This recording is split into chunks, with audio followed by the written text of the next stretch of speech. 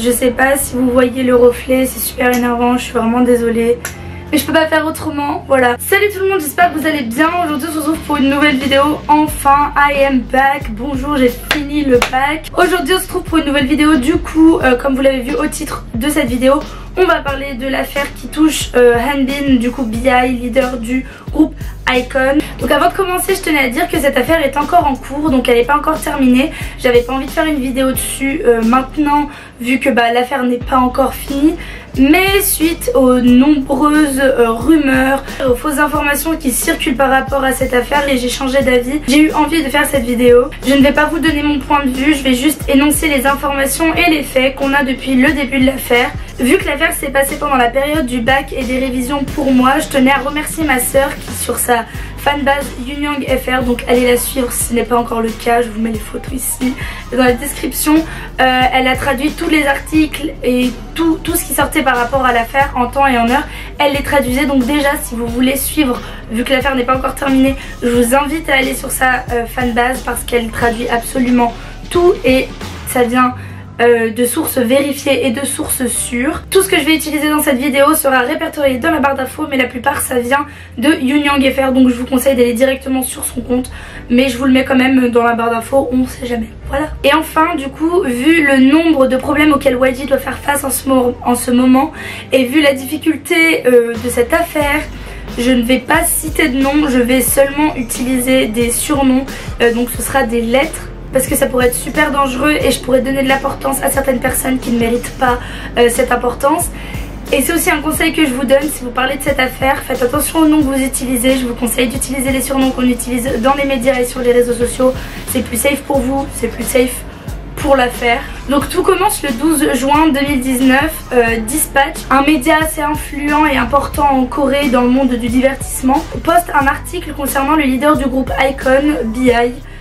Et qui est un article scandale. Donc en 2016, un scandale avait éclaté et disait que apparemment Hanbin se droguerait, mais suite à ça directement YG a réagi et a fait des tests de drogue sur Hanbin et les tests s'avéraient être négatifs. Donc en 2016 l'affaire s'était arrêtée là. L'article qui est sorti cette année a fait plus de bruit que celui en 2016 parce que déjà BI est beaucoup plus connu qu'il ne l'était en 2016, parce qu'en 2016 c'était juste un an après les débuts de iKON, et aussi parce que 2019 a été une année très grosse concernant les scandales de la YG, ce qui fait que dès qu'il y en a un qui sortait, il prenait une ampleur énorme sans qu'il soit relié aux autres.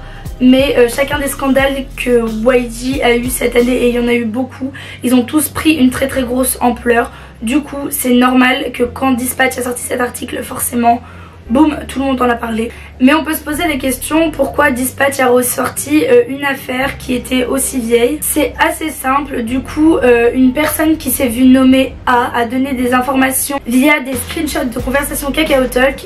Elle a donné des informations à Dispatch et à la ACRC. Donc tout le long de la vidéo je ne donnerai pas son nom, je vais continuer à l'appeler A. Donc A est très connue pour ses nombreux scandales, donc pas que Hanbin et pas qu'à la YG, il y a toute une autre liste d'idoles que je vous mets un peu partout, voilà.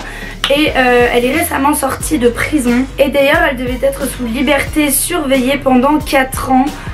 Mais apparemment ce n'est pas le cas, vu que quand Dispatch a sorti l'article, elle n'était pas en Corée mais à l'étranger. Donc suite à ça, dans la même journée, on est toujours le 12 juin 2019, Hanbin a posté une lettre d'excuse sur Instagram. Il avouait avoir été déjà tenté de consommer du LSD, mais que finalement il y avait renoncé parce qu'il avait trop peur des conséquences et répercussions que ça pouvait avoir. Pour autant, il se sentait désolé par rapport aux fans et au groupe et a exprimé le désir de vouloir quitter le groupe afin de pas nuire plus à l'image que pouvait avoir iKON par la suite. Donc suite à ça, YG a annoncé le départ du groupe de Hanbin sans même avoir attendu sa venue à l'agence et afin de discuter du contrat. Ils ont juste annoncé que il ne faisait plus partie du groupe. Encore aujourd'hui, on ne sait pas si c'est un choix qu'il a fait de partir, ou s'il a été poussé à le faire, ou si encore il a été viré sans même qu'on lui parle.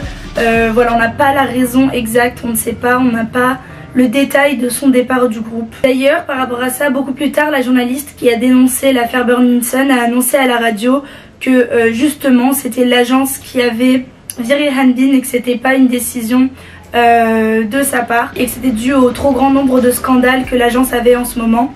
Donc rapidement l'opinion publique se posait des questions sur la raison du départ du groupe de Han Bin, sachant qu'il n'y avait aucune preuve contre lui, donc beaucoup ont commencé à être suspicieux. Vu toutes les questions que les gens se posaient, ils désiraient tous de nouvelles investigations faites contre YG, ainsi que des tests de drogue sur tous les artistes de la YG. Et c'est en quoi par la suite ACRC va lancer des investigations contre YG afin de comprendre pourquoi aucune enquête n'a été plus approfondie en 2016 par rapport au cas de Han Bin.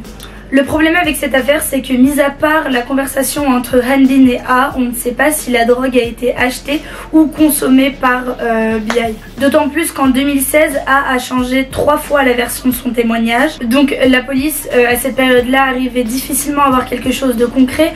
D'autant plus qu'elle a ajouté à son témoignage le fait d'avoir été intimidée par YG concernant son témoignage et que ce serait pour ça qu'elle l'aurait changé. Et du coup c'est lors d'une interview donnée par NBC News le 13 juin 2019 que A du coup va dire que c'est exactement ce que vous pensez et c'est ce qu'il y a aux infos, du coup laissant croire sans réellement l'affirmer, le prouver, que voilà elle a avoué la vérité. Et cependant de l'autre côté, YG lors de son interview avec KBS le 12 juin 2019, il dit, il nie les faits et dit qu'il n'a aucunement intimidé A d'une quelconque manière et qu'il était juste allé lui parler. Le 14 juin, Dispatch révèle une autre conversation Kakao Talk qui cette fois-ci était entre A et Lee Sang-woon du groupe Winner, et apparemment il l'aurait contactée pour savoir si elle avait rencontré Han Bin, mais d'après la YG cette conversation est fausse. C'est possible que ce soit le cas parce que c'est pas la première fois que dans une affaire de fausses conversations sont créées et publiées, donc c'est possible que cette conversation n'ait jamais existé. Pour le moment on a aucune preuve contre Han Bin, mis à part son aveu qui dit avoir été tenté et non pas l'avoir fait, et les screenshots de conversations données par A à Dispatch. C'est les seules choses qu'on a pour le moment. De la même manière, il n'y a aucune preuve de paiement parce qu'elle affirme avoir été payée en cash et non pas par carte. Donc on ne sait pas si ça a été payé, et même si ça a été payé, on ne peut pas dire si la drogue a été consumée vu que les seuls tests qu'on a datant de 2016 sont négatifs. Donc suite à ça, l'équipe d'enquêteurs, donc le 17 juin 2019, est allée rencontrer le vendeur de drogue X en prison pour lui poser des questions, et il a jamais évoqué et parlé de Han Bin. Du coup ça n'a mené à rien et ça a rajouté aucune nouvelle information qui pouvait aider à l'avancée de l'affaire. D'autant plus que l'affaire a pris du temps à être repris parce que le bureau du procureur et le bureau de police se chamaillent. Et du coup la police et le procureur ne tiennent pas le même discours face à l'affaire. Et c'est pourquoi l'affaire n'a pas été poussée plus loin en 2016. D'abord, le procureur a avoué avoir entendu A qu'une seule fois en 2016. Car, et là je cite, à ce moment de l'investigation, A pleurait tellement que l'on a pu mener l'enquête correctement. Et il aurait apparemment voulu la convoquer par la suite, mais elle avait déjà quitté la Corée à ce moment-là. Toutefois, la police aurait continué l'enquête de leur côté pendant 6 mois et aurait transmis les informations qu'elles avaient au procureur. Mais le procureur a déclaré que s'il n'avait pas continué l'enquête, c'était parce qu'il pensait que la police menait toute seule une enquête interne. Quant à la police, elle a dit que leur enquête n'a été que primaire, car ils ont dû envoyer toutes les informations au procureur. Et du coup c'est un peu du cafouillis parce que des deux côtés on n'a pas la même histoire. Donc A, jusqu'au 2 juillet, a bloqué toute l'affaire parce qu'elle refusait de rentrer en Corée et de coopérer pour justement l'avancée de l'affaire, car elle disait ne pas se sentir en sécurité dans le pays. Mais du coup le 17 juin, l'avocat de Han Bin s'est exprimé et a dit qu'il désirait que les problèmes entre le procureur et le bureau de police soient réglés avant que Han Bin se fasse interroger. Désolée, je lis quand c'est des trucs qui ont été dits parce que je veux pas dire n'importe quoi. A dit un journaliste coréen, aucune enquête ne devrait être faite alors que la police et le procureur ne s'entendent pas et se blâment l'un l'autre. Du coup, depuis le 18 juin, une nouvelle équipe d'enquêteurs a été mise sur l'affaire Et du coup depuis le 20 juin un nouveau procureur en chef a été mis à la tête du bureau qui se charge de l'affaire de Han Bin. Hier, donc le hier de quand je poste cette vidéo, le procureur, donc le nouveau procureur a rencontré l'avocat de A pour lui demander de coopérer et de déclarer ce qu'elle a dit à l'ACRC. Depuis le début j'ai du mal à dire ACRC. Et YG a aussi donné hier aussi, il a donné l'identité et les contacts du testeur de drogue de 2016. Testeur de drogue qui se fait appeler B dans l'affaire. Donc il a donné l'identité et les contacts aux enquêteurs. Pour autant, depuis que l'affaire a éclaté, il y a beaucoup de questions qui restent en suspens. Pourquoi Anne n'est pas en Corée alors qu'elle est censée être sous liberté surveillée? Là, je vais vous lire les dates qu'il y a dans le dossier et dans le rapport et vous allez voir que c'est un peu confus. Mais dans le dossier d'enquête, il est inscrit que A aurait acheté du LSD le 9 octobre et de la marijuana le 14 juillet donc 2016. Et dans les premiers rapports de police, il est noté qu'elle aurait vendu à Han Bin tout ceci le 3 mai 2016. Du coup, les dates qu'elle a données sont totalement incohérentes et ne correspondent pas au rapport et ce qu'il y a dans le dossier. Du coup, pour conclure cette vidéo, ça ne sert à rien pour le moment d'affirmer des choses par rapport à la culpabilité ou non de Han Bin parce que l'affaire est en cours et vient tout juste de commencer en fait. Propager des fausses informations par rapport à cette affaire peut être très dégradant par rapport aux gens qui sont impliqués, mais ça peut être aussi dangereux pour ceux qui tiennent les propos en question. Ça ne sert à rien d'insulter et de donner de l'importance à A et c'est pour ça que j'ai pas voulu lui donner son nom parce que justement c'est ce qu'elle cherche depuis le début, donc ça sert à rien de s'énerver contre elle. De plus, elle porte plainte contre toutes les personnes qui l'insultent sur internet. Donc je vous demande d'être très vigilant. Si vous parlez de cette affaire ou même dans mes commentaires, ne l'insultez pas, ça peut se retourner contre vous. Faites attention à ce que vous dites, faites attention à ce que vous lisez. Les médias surveillent tout ce qui se passe en ce moment sur les réseaux sociaux